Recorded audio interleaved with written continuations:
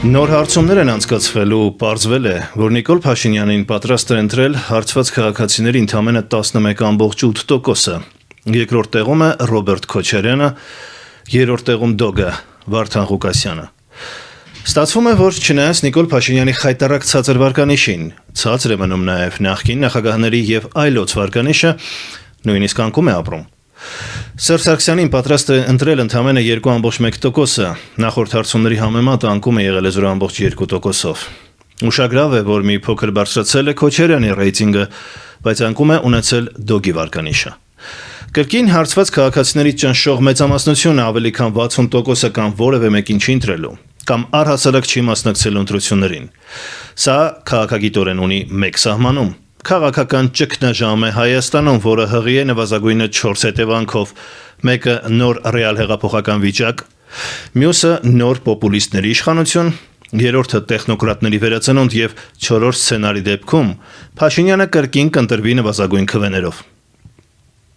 Մենք կտանք դիագնոզը, պատմական համեմատականներ կանցկացնենք եվրոպական եւ այլ երկրների հետ, որոնք ունեցել են երբևէ նման պատկեր ու կտեսնենք, թե ինչ զարգացումներ են հնարավոր։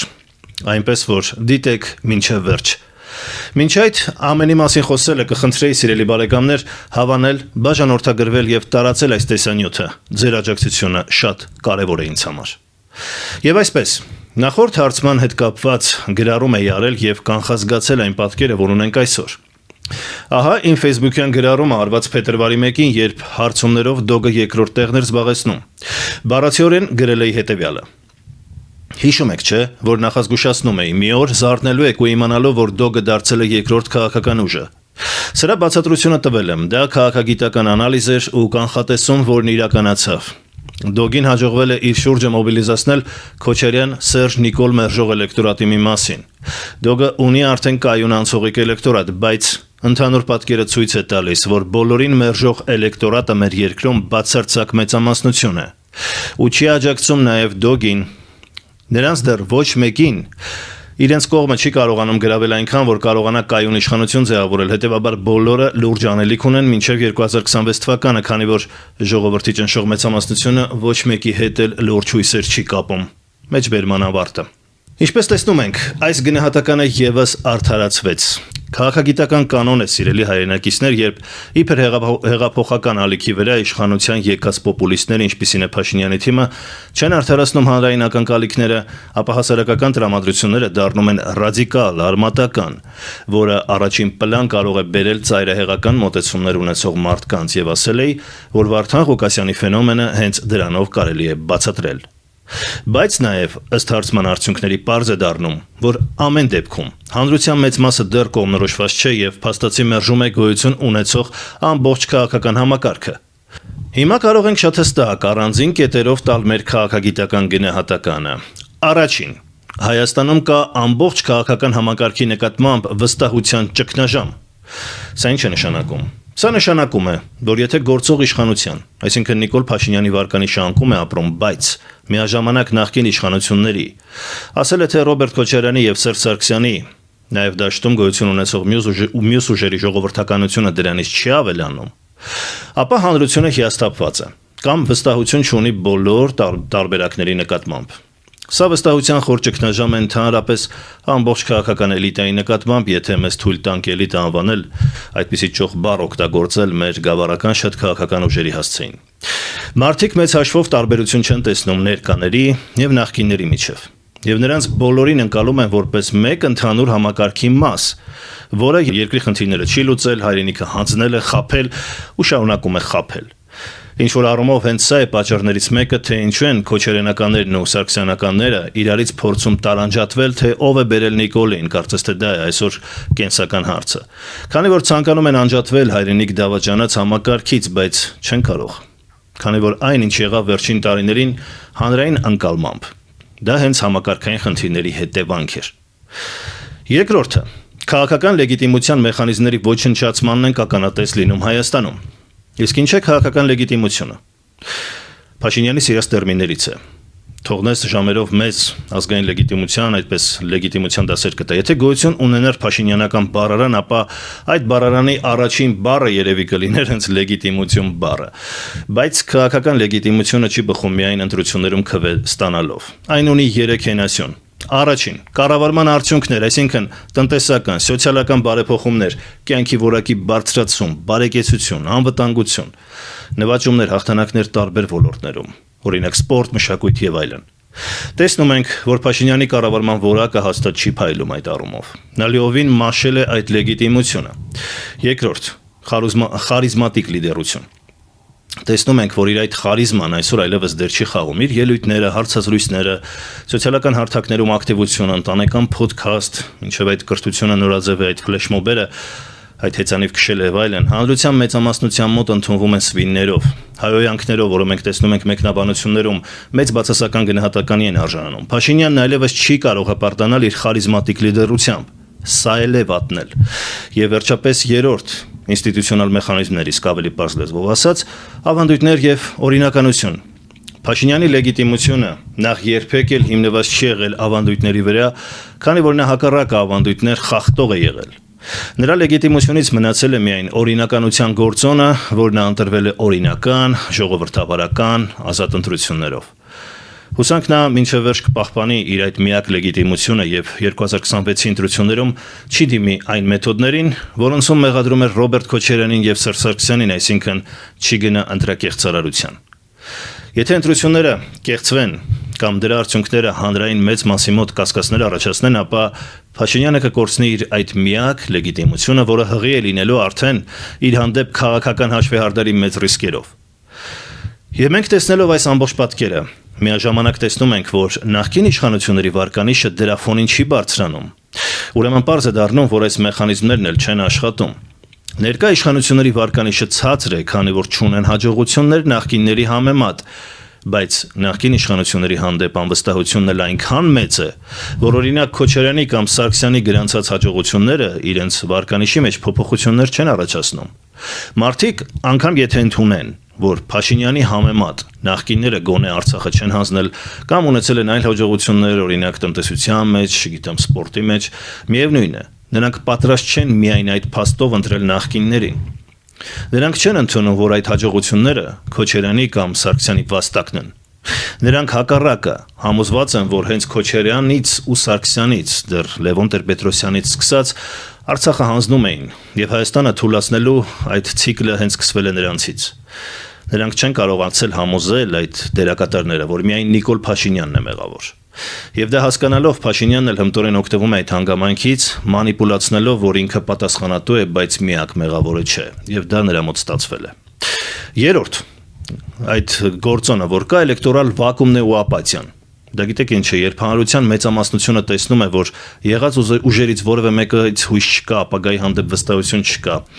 դա բերում է ապաթիա եւ հիասթափություն, մարդիկ առհասարակ սկսում են չվստահել քաղաքականությանը, ընտրություններին որպես դրական փոփոխությունների ինչ-որ մի մեխանիզմ։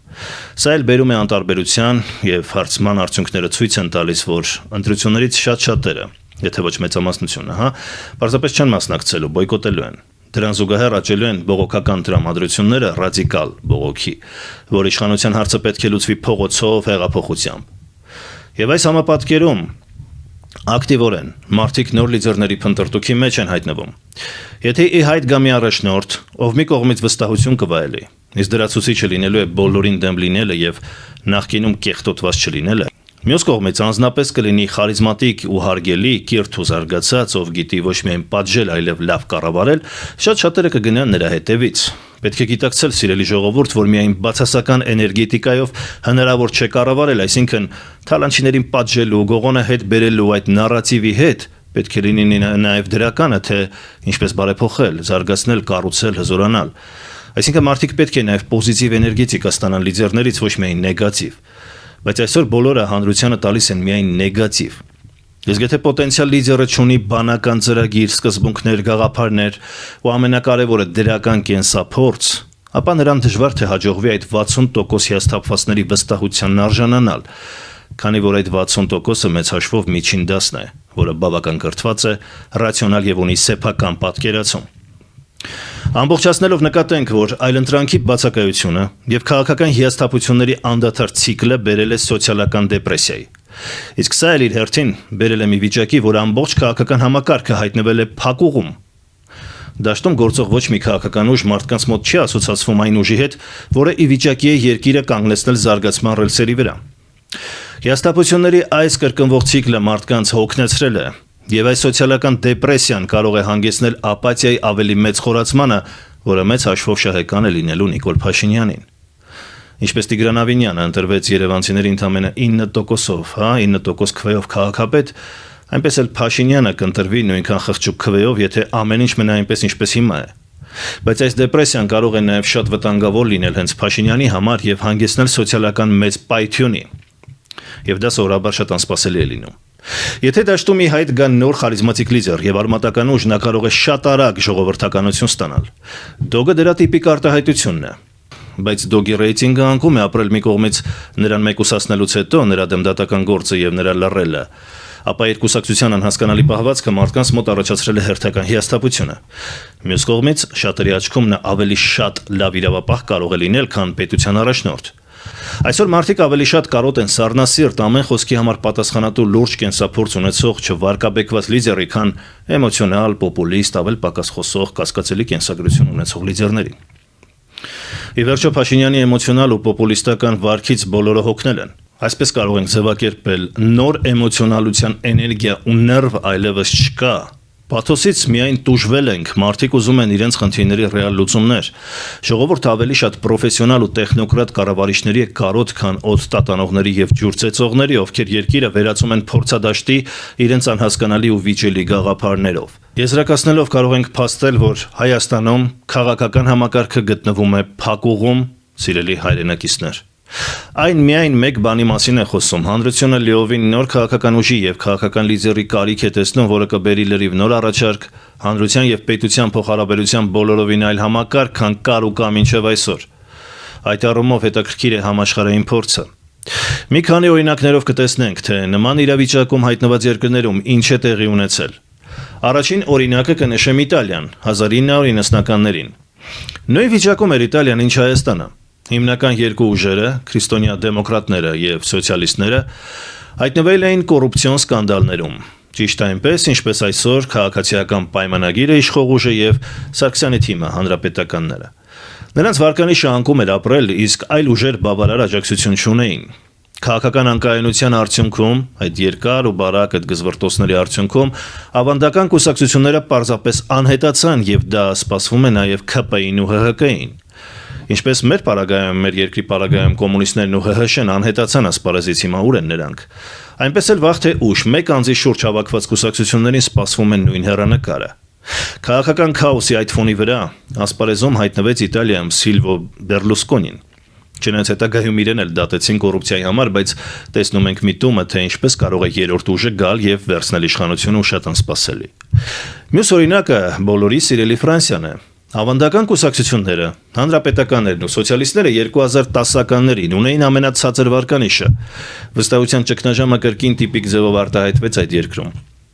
Վարկաբեկված Օլանդին հեռացնելուց հետո անգամ նրա ավանդական հակառակորդները չստացան ժողովրդի քվեն։ Իշխանության եկավ Էմանուել Մակրոնը, ով իրեն մատուցեց որպես ոչ աջական, ոչ ձախական, մարդիկ հոգնել էին այդ երկուսից էլ, ինչպես այսօր հոգնել է ներկաներից էլ, նախկիններից էլ։ Մակրոնը ներկայացնում է տեխնոկրատական կառավարումը, որը չնայած բազմաթիվ թերություններին, բայց տեսնում ենք, որ Ֆրանսիան կրկին դարձել է ազդեցիկ պետություն աշխարհում։ Առանց Ֆրանսիայի ոչ մի գլոբալ հարց չի քննարկվում այսօր։ Ի վերջո Ուկրաինայի օրինակը բոլորիս աչքի առջև է։ Թե Ռուսամետ Յանուկովիչը, թե արևմտամետ հեղափոխականները անհետացան քաղաքական ասպարեզից։ Ուկրաինայի բախտը պարզապես չբերեց եւ ավանդական կոռուպցիոներ Յանուկովիչին եւ արևմտամետ օլիգարխ Պորոշենկոին հաջորդեց պոպուլիստ դերասան Զելենսկին։ Արդյունքը տեսնում ենք, Ուկրաինան ստացավ պատերազմ ու ավերածություններ, միայն Զելենսկին էր մեղավոր, իհարկե ոչ, նա համակարգի ծնունդ էր։ Պարզապես ուկրաինական ժողովուրդը քաղաքականապես հասուն չէր եւ դարձավ անմեղ զոհ անպատասխանատու լիդերների ձեռքին։ Պատմության մեջ շատ օրինակներ կան, բայց փաստենք ընդհանուր օրինաչափությունը։ Երբ երկիրը հայտնվում է քաղաքական ճգնաժամում, ինչպիսին այսօր Հայաստանն է, հնարավոր է երկու ելք։ Կամ իշխանության են գալիս պրոֆեսիոնալ կառավարիչներ, տեխնոկրատներ, առաջադեմ կիրթ մարդիկ, կամ ծաղրացու պոպուլիստներ։ Թե ինչեր են լինում դրանցից հետո արդեն ընդհանուր ներկայացրեցինք։ Հարցումներով երկրորդ տեղում հայտնված Քոչարյանը փորձում է դիրքավորվել որպես փորձալու տեխնոկրատ եւ նրան հաջողվել է մի որոշ հատված իր կողմը գրավել։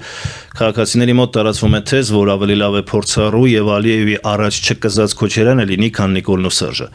Մի զգալի մաս էլ ռեալ այլընտրանք տեսնում է միայն Դոգին։ Այն փաստը, որ Փաշինյանի ձեռքը հասել է Դոգին ու նրան դատում են ԱՄՆ-ում, վկայում է, որ հենց Հայաստանի իշխանությունները նրան համարում են ռեալ այլընտրանք եւ իրենց համար վտանգավոր։ Հայաստանի իշխանության ձեռքը չի հասնում Միքայել Մինասյանին, չի հասնում ԴՀԿ-ի Միհրանին եւ շատ-շատերին, ում իբր պետք է դատեին, բայց այ հասնում է Հայաստանից ամենահեռավոր մի տեղ ու Դոգին դատում են։ Սերժ Սարգսյանը, Սաշիկ Սարգսյանը, Միքայել Մինասյանը բանտում չեն, իսկ այդ Դոգը բանտում է, այն էլ ԱՄՆ-ի։ Ուրեմն Դոգն իսկապես վտանգավոր է Փաշինյանի համար, ավելի վտանգավոր, քան վերոնշյալ անձինք։ Բայց մյուս կողմից Վարդան Ղուկասյանն էլ ըստ այդ հարցման արդյունքների, այսինքն հիմնվելով հարցումների վրա եմ ես այս եզրակացությունը անում, կորցրել է որոշ աջակցություն։ Դոգի վարկանիշի անկումը կարելի է պայմանավորված համարել նրանով, որ նրա խոսքը հենց սահմանափակվեց, երբ ԱՄՆ-ում դատում են։ Նաև նրա էմոցիոնալ խոսքերից մարդկանց ունեցած հոգնածությունը կարող է դեր խաղալ։ Եթե Դոգը կամ նրա նման որևէ մեկը պոպուլիզմից եւ հայհոյանքներից անցնի ավելի լուրջ ու պրոֆեսիոնալ հարթություն, այսինքն իր շուրջ մոբիլիզացնի երիտասարդ պրոֆեսիոնալների, տեխնոկրատների, այլ ոչ թե խաբեբապատեհապաշտների, որ եղել է մինչ օրս, ովքեր իրեն դավաճանել էին, անցան Երևանի ավագանի եւ մոռացան նրա մասին, ապա կարող է շատ ավելի լուրջ գործոն լինել։ Բայց դրա համար նախ պետք է հաղթել դատը, դուրս գալ եւ արդարացվել, փոխել իմիջը, խոսելաձևը, ասելիքը եւ լուրջ թիմ ձևավորել։ Այլապես Դոգը մնալու է որպես մեծ աուդիտորիա ունեցող, կոռուպցիա բացահայտող անհատ, առանց լուրջ թիմի բլոգեր, ով քաղաքական սանիտարություն է անում, որը իսկապես մեծ եղանակ է փոխել Հայաստանում, բայց ոչ ավելին։